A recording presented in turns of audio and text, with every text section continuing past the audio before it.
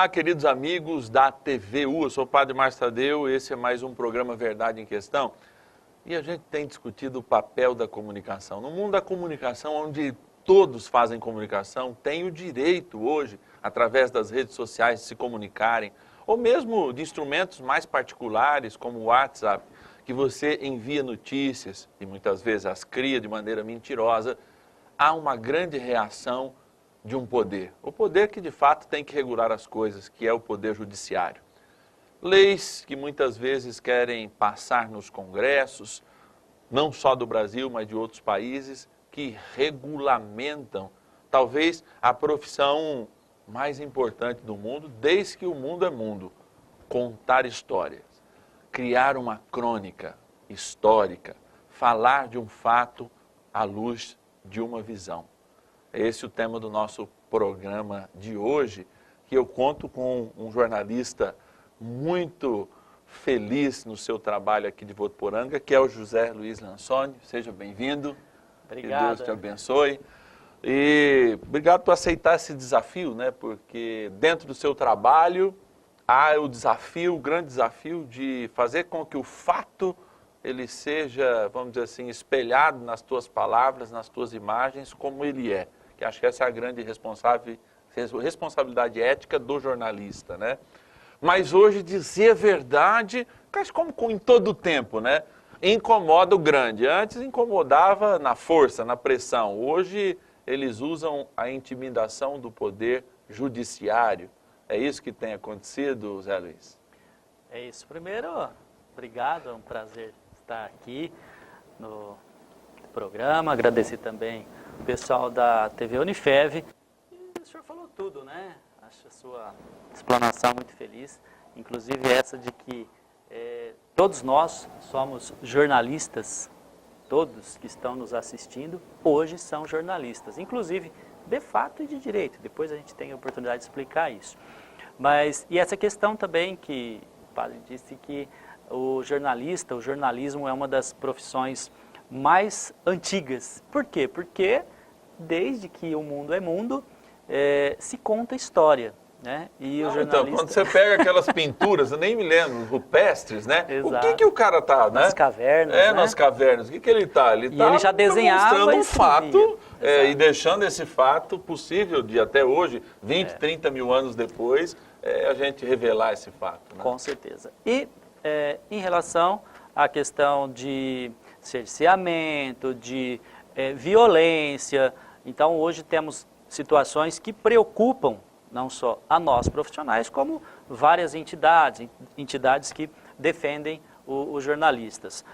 Essa questão da pressão, ela sempre existiu, a questão da verdade também é um problema recorrente que a gente tem enfrentado, depois a gente vai entrar nessa questão das notícias falsas e a consequência disso para a sociedade, como elas circulam também. Em relação a essa pressão, digamos, do poder, ela realmente tem sido sentida. Eu trouxe aqui, e já vou apresentar esses números, inclusive, que a gente tem. Mas ela, claro, tem uma pressão do poder, mas tem também aquele inconformismo das pessoas, justamente por essa exposição, digo até, recente com os meios digitais, que não se tinha antigamente. Então, a gente tinha, há alguns anos, a TV, os jornais, as rádios, etc.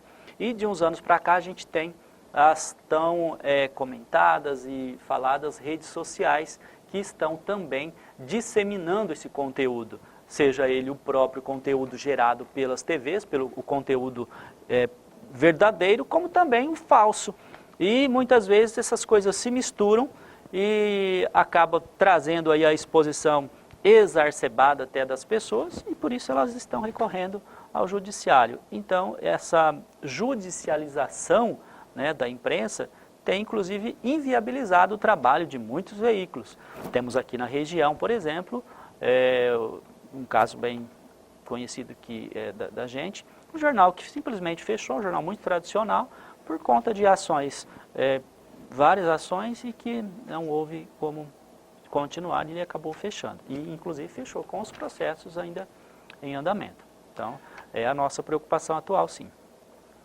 Em recente, na história aqui de Votuporanga, que acho que é interessante, você foi um dos transmissores, através da tua página, eu pude assistir a cassação, né, de um vereador aqui de Votuporanga, né? E, na verdade, a minha curiosidade não era só ver porque eu estava em meio a uma incursão, vamos dizer assim, de comunicação, né?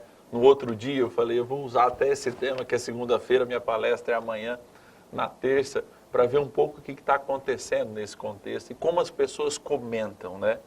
E aí eu fiquei justamente notando, não sei se você notou isso, lá nos milhares de comentários lá, essa questão das pessoas não tomarem realmente uma posição política, mas aquela posição sentimental. Ah, todo mundo aí é ladrão, ou todo mundo está não sei o quê, impedindo até que quem é contra ou quem é a favor tomar a sua posição, e até acho que um vereador tomou a posição de abstenção e também foi criticado por conta disso, mas se é um posicionamento político e se é um posicionamento que a legislação permite, ele pode tomá-lo, né? Que é a objeção de consciência. Como é que você vê esse paradigma assim da notícia, porque você era o veículo da notícia, eu um dos espectadores, e olhando os outros espectadores que se manifestavam positiva e negativamente, mas não no sentido assim de acolher a notícia, de pensar sobre a notícia, mas de condenar quem era contra aquela opinião que ele estava, que o determinado vereador naquele momento estava falando.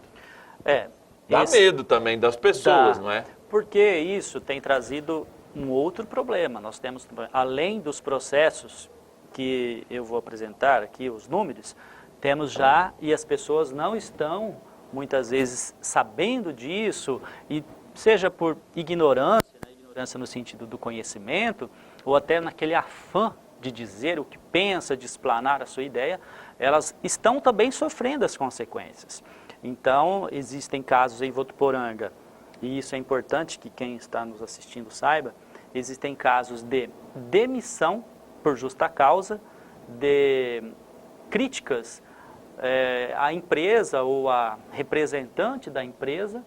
Olha, que isso é interessante. Nas redes sociais. É uma responsabilidade. Talvez, exatamente. É isso que eu fico pensando. Eu falo assim, será que a pessoa não vê que está a fotografia e tem condição de provar que o perfil realmente é dela? E ela manifesta esse tipo de... Porque, assim, exatamente. A consequência disso. Não vou fazer apologia, não estou dizendo que ninguém é santo ou que ninguém... Mas eu não posso denegrir a imagem dizendo, fulano é ladrão, como você não pode fazer isso. E o que eu estou dizendo, assim, desde o começo, eu queria puxar esse gancho, Zé, justamente, se eu posso chamar de Zé. Claro. É justamente assim... Lembra essa responsabilidade primitiva que a gente tinha pela comunicação? É hoje. Exatamente. Né? Só que ela se espalhou, né? Nós demos voz para o idiota, entendeu? O jornalista é um idiota também. Né? Não que não tenha jornalistas aí que não sejam também, mas qualquer pessoa hoje tem condição de manifestar. E eu acho isso muito justo.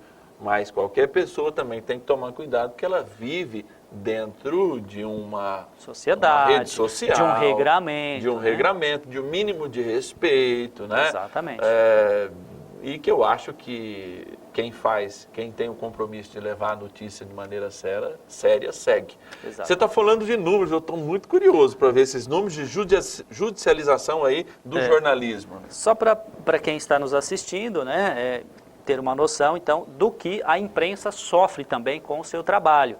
Como o senhor disse, às vezes há casos aqui que realmente houve um exagero e que a empresa esteja realmente com a culpa. Mas a maioria, posso dizer aqui, 90%, 80% desses processos são processos que foram ou que vão ser, pelo conhecimento que a gente tem de acompanhamento, julgados improcedentes. Mas existem, dão trabalho, dão preocupação e dão gasto.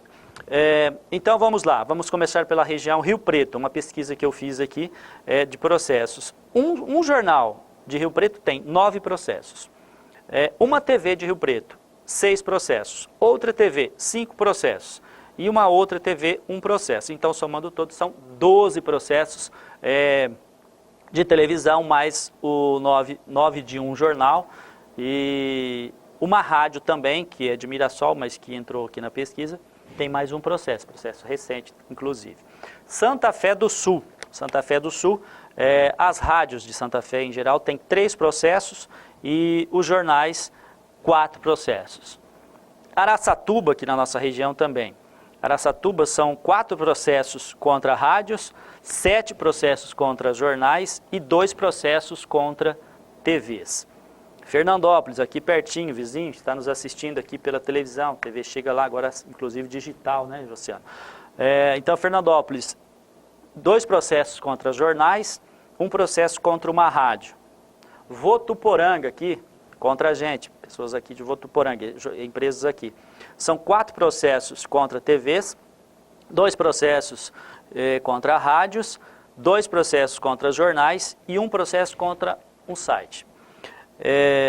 Resumindo, é um número altíssimo, é um número preocupante, reflexo do inconformismo, talvez do poder, e também de pessoas que, como eu disse, não aceitam a exposição no caso de cometer aí um crime, de cometer uma questão aí política, etc. Posso dizer, inclusive, que a maioria desses processos também da região que eu pesquisei, alguns deles são políticos, outros estão envolvendo desvios, etc., contra os cofres públicos. Vocês estão perseguidos, estou sentindo isso.